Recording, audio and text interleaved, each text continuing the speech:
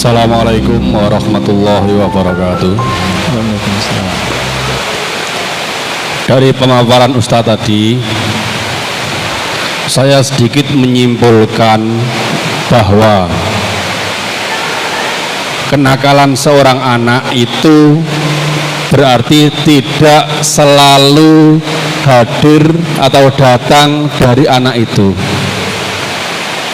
Ternyata bisa juga ditimbulkan karena orang tuanya, Ustadz. Terlalu dekat ini. Ya. Ya, bisa dihadirkan atau bisa karena kesalahan orang tuanya sehingga anaknya itu mungkin nakal, ndablek dan seterusnya, atau mungkin pemarah seperti yang Ustadz contohkan tadi. Kalau orang tuanya pemarah mungkin nanti menimbulkan anaknya pun jadi anak yang pemarah. Ya, itu yang pertama. Kemudian yang kedua, pertanyaan saya, bagaimana cara kita menegur atau menasihati ketika orang tua kita yang salah, Ustaz? Jazakumullah.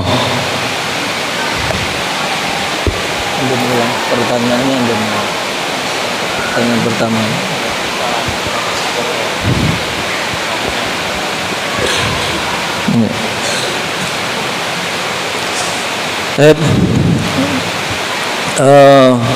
Pertanyaan yang pertama bisa jadi kenakalan yang ada pada seorang anak itu bukan kekeliruan anak itu sendiri, ya.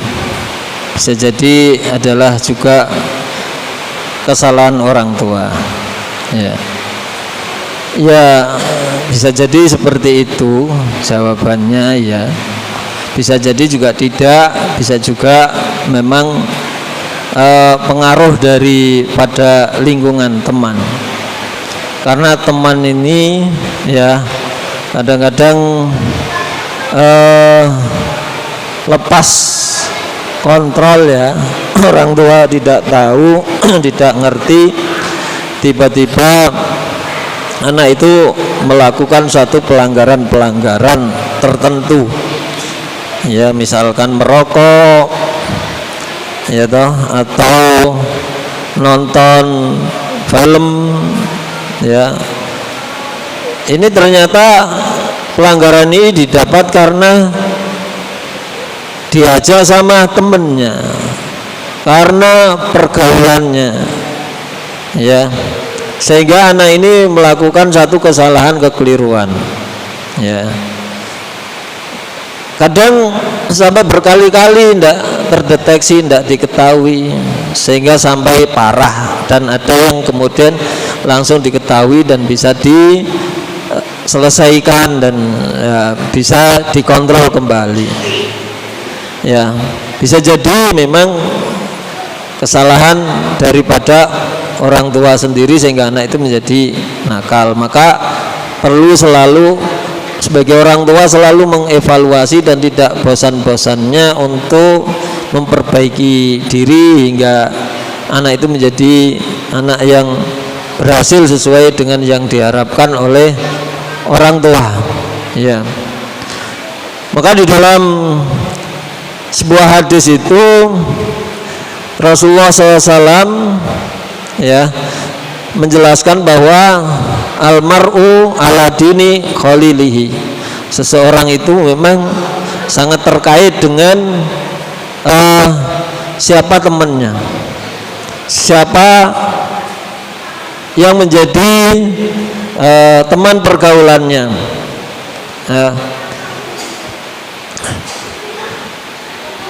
Almar'u ala dini khalilihi falyanzur man yukhalilu. Maka kalau kita ingin tahu karakter seseorang, sifat seseorang, maka lihat saja teman-temannya gimana. Kalau teman-temannya itu adalah biasanya dekat dengan orang yang ngaji, ya nggak jauh berbeda karakter dan sifatnya, ya, seperti kayak orang yang suka ngaji. Karakternya itu kalau dia ini pergaulannya itu dengan orang-orang nakal gitu, ya, ya karakternya juga kurang lebih ya seperti temennya itu gitu loh ya. Wah, kalau temennya ini ahli sholat ya, oh dia dekat dengan orang-orang yang ahli sholat ke masjid, ya sudah, memang agamanya dia seperti itu. Jadi untuk melihat mendeteksi orang itu gimana sih kepribadiannya, nah, lihat aja teman-temannya siapa, akrabnya sama siapa, itu salah satu untuk mendeteksi seseorang. Nah memang kadang-kadang terletak kesalahannya itu tidak murni dari anaknya itu sendiri, tapi juga ada kaitannya dengan orang tua.